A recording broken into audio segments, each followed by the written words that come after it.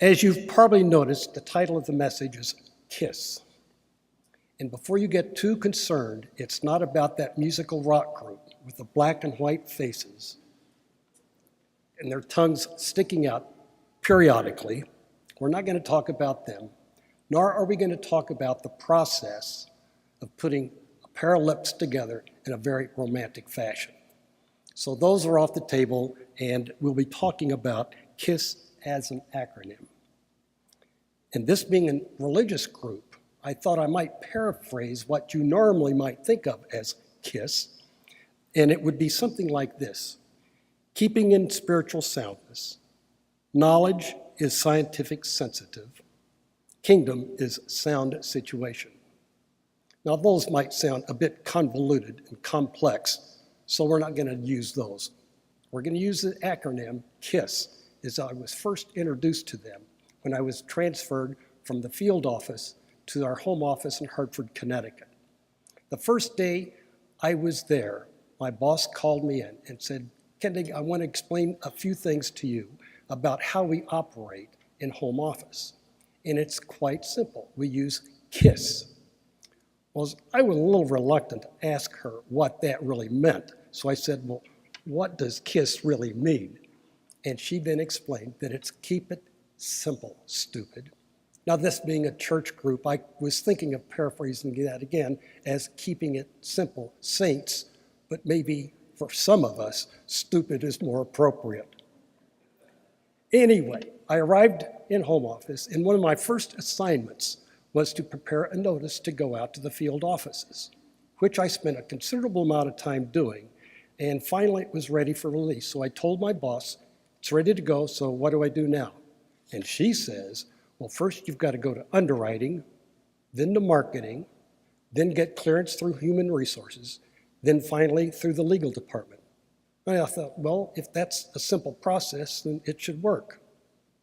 2 months later, it finally arrived back at my office with all kinds of notes and recommendations and scribbling all over it. And the notice was already 2 months late in getting out, so it was completely obsolete. So much for keeping it simple.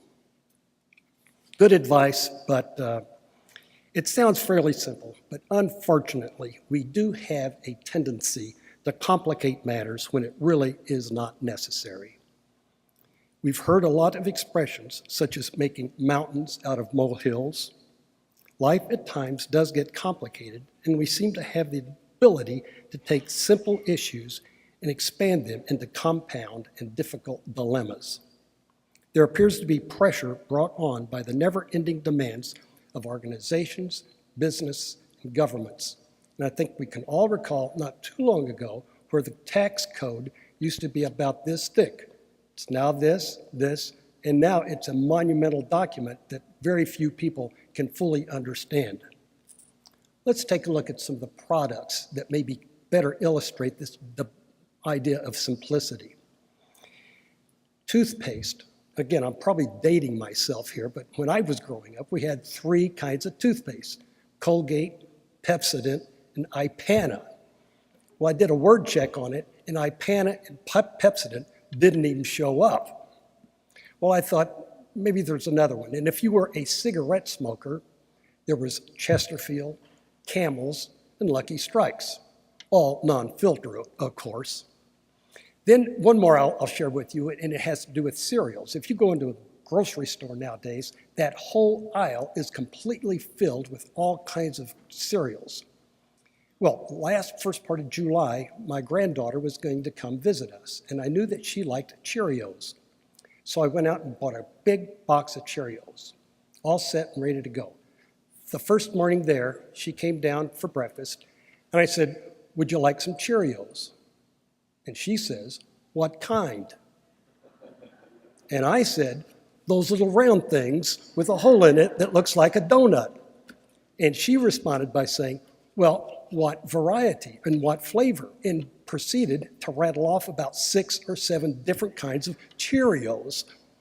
It's a learning process, folks. But there's certainly a lot of things going on, a tremendous amount of activity. And if you're like me, that to-do list just gets longer and longer and unfortunately gets more and more complex. If you remember a Rubik's Cube, it's something like that. A Rubik's Cube of complex circumstances. It seems as though everything in life has gotten complicated, including the life of faith. So bear with me on this one. A recent survey was completed, and the question was, what does it take to be a mature Christian? And I got to tell you, the list was extensively and fully detailed and quite lengthy. I'm going to just share with you some of the responses. You need to be in church as often as possible, witness regularly, teach a Sunday school class, sing in the choir, make hospital visits, write uplifting notes to the discouraged, tithe, memorize scripture, attend a Christian seminar, support a week-long crusade, send your kids to Christian school, serve in the nursery, help out in the food pantry, and serve in the kitchen. And the list goes on, so I'll not bore you with the additional features. In addition, if you're really a mature Christian, there's no place in your life for discouragement, no room for doubt, and no time for just plain fun. Faith is serious stuff. It is intense. Now, please don't misunderstand me. All of those features are very good and admirable activities that we should pay attention to, but also help us to recognize that if you get so involved in doing so many things, oftentimes we lose sight of why we're doing it. So keep that focused in mind, is how we serve. It's not how much we serve, but how effective we are. Faith is not a long series of religious performances. It's not doing a pile of pious things. All God asks is a simple faith. We need to trust in God and allow Him complete freedom to carry out His plan and purpose in us as well as through us.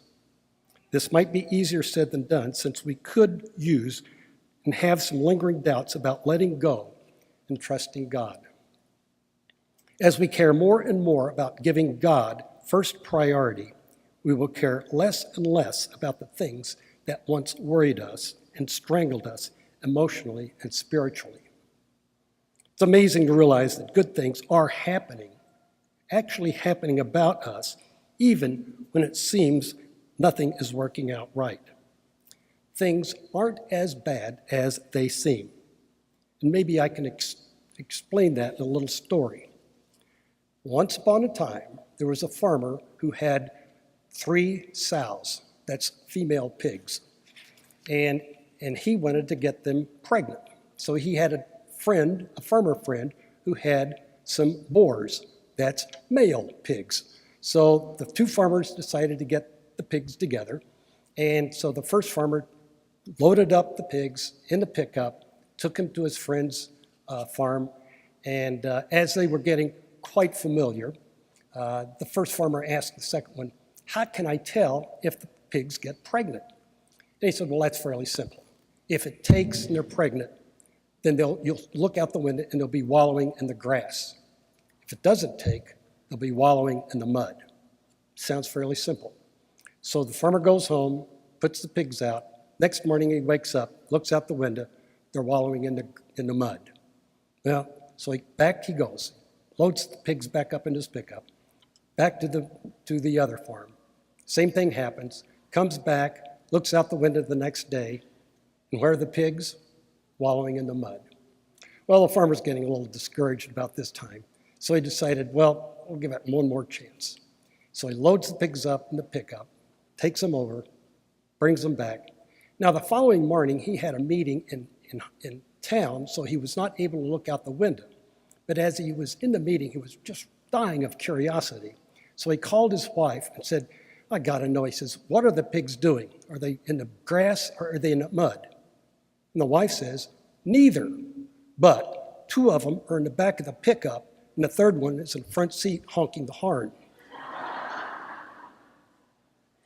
So maybe the farmer was worried about not getting his way, but the pigs were having the time of their life. Things are seldom as bad as we think. Live one day at a time, and you recall the old saying, don't contaminate today by corrupting it with tomorrow's troubles.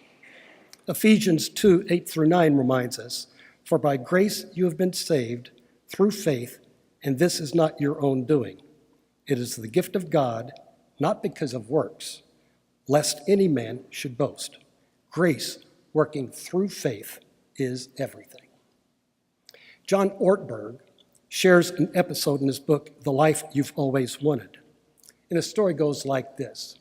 Not long ago, after moving to Chicago, he called a wise friend to ask him the question, what does it take to have some real spiritual direction in your life? And at that time, John described the pace of things going on in his life. They were a bit hectic. He was having some health problems, and he really wanted to know the answer to that question, how to be spiritually healthy. So he asked the question. Then there was a long pause. And finally, the guy said, you must ruthlessly eliminate hurry in your life. There was another long pause. Then Ortberg says, okay, I've written that down. Now, what else is there? And I'm here to seize upon the moment and hear your words of wisdom. Also, this is a long-distance telephone call, so he wanted to cram as much information into that as possible. So he asked him again, what does it take to have a spiritual journey and a spiritual life? And the answer was the same. There's nothing else. You must ruthlessly eliminate hurry from your life. Again and again, as we pursue a spiritual life, we must do battle with the tendency to hurry through things. For many of us, the great danger is not that we will renounce our faith. It is that we will become so distracted and rushed and preoccupied that we will settle for a mediocre version of it. We need to slow down and keep it simple. Of all the teachings in the Bible, we need to be reminded of the passage when an expert in the law asked Jesus for the greatest commandment, which you've heard this morning in Matthew 22, 37 to 39. You shall love the Lord your God with all your heart, all your soul, and all your mind. This is the great and first commandment. And a second is like it. You shall love your neighbor as yourself. And on these two commandments depend all the laws and prophets. The life of faith was never meant to be complicated. At the risk of oversimplifying our religious approach, it should be to do justice, to love kindness, and to walk humbly with your God. As we consider the idea of keeping things simple, I was reminded of the old Shaker tune, Simple Gifts. I'll not sing it for you, but I'll just share the lyrics with you. 'Tis the gift to be simple, 'tis the gift to be free, 'tis the gift to come down where we ought to be. And when we find ourselves in the place just right, 'twill be the valley of love and delight.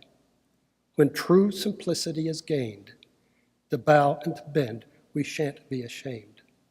The turn will be our delight, till by turning, we come round right. And that leads us, again, to the simple truth. Jesus says, I am the way, the truth, and the life. And our response is to witness to those great things God has done through Jesus Christ. As we experience our relationship with Jesus, we simply are told to share our story and proclaim the good news that through faith in Jesus, we can have a personal and loving relationship with God. The disciples, like most of us, had a hard time believing it's that simple. And I know a lot of us have been through Bible studies, and we've read certain scriptures and have a tendency to maybe overinterpret it or not really find the simple meaning in that. I think we've experienced that. The disciples certainly experienced it. And Jesus again reminds us, if you know me, you know my Father. You heard my words and you saw my works, and now believe. It's the same for us today. We have a record of Jesus' words and a record of Jesus' works. These are the basis of our belief, so we may ask, can it really be so simple? And the answer is yes, it can and is that simple. Staying focused on God comes from our everyday activities. And I think we just need to pause and experience and realize God's presence in our lives. And I think that's very well stated in one of my favorite books. And it's titled The Practice of the Presence of God. It was written by Brother Lawrence. Brother Lawrence was a monk in the 17th century. And he spent most of his time worshiping in the kitchen as opposed to the cathedral. And this was his very simple prayer. Lord of all pots and pans and things, make me a saint by getting meals and washing up the plates. He spent every waking moment experiencing the presence of God in everything he did. With all the distractions and busyness around us today, it's good to remember Jesus' message to the disciples. Don't let your hearts be troubled. Trust in God. Trust also in me. The comfort that Jesus shows his disciples is that the life of discipleship is much simpler than we want to make it. Recall John 14:4. Jesus tells his disciples that he is the way and that a journey through him is a life already reached its destination in him. I kind of like the way C.S. Lewis puts this in his book, The Great Divorce. To travel hopeful is better than to arrive. The way isn't about something we do. It's about a relationship with God. Walking in the way of Jesus will lead us to God. Walking with Jesus is a life with God. Christ has provided us with a firm foundation and an uncomplicated base to build our faith, as we're reminded in hymn 368, which we sang. And I'll just repeat the first stanza with you. My hope is built on nothing less than Jesus' blood and righteousness. I dare not trust the sweetest frame, but wholly lean on Jesus' name. On Christ, the solid rock I stand. All other ground is sinking sand. All other ground is sinking sand. In a busy, angry, complicated world that we live in, it's a need to display our authentic, simple faith.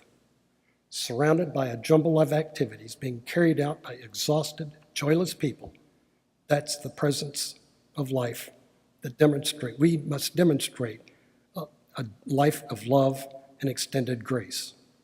A life that represents compassion, humility, and mercy is needed now. The Christian life is not based on high-level performance, but on quiet faithfulness. The life Jesus lived and taught is neither demanding nor complicated. Christ, who came to set captives free, still offers a life worth living to those who have been liberated. It is a life that may not always be comfortable, but it is one that is certain, and it's not all that complicated. So keep it simple and let the light of Christ shine through all of us.